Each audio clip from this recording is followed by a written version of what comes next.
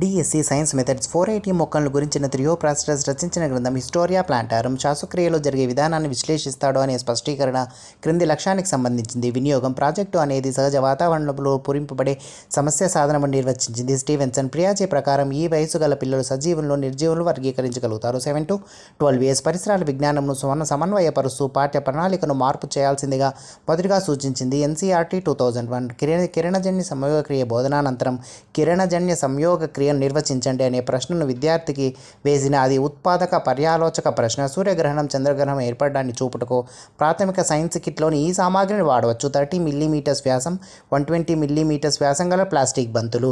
క్రింది వాటి నుండి విశ్లేషణ ప్రయోజనానికి సంబంధించని దాన్ని గుర్తించుము.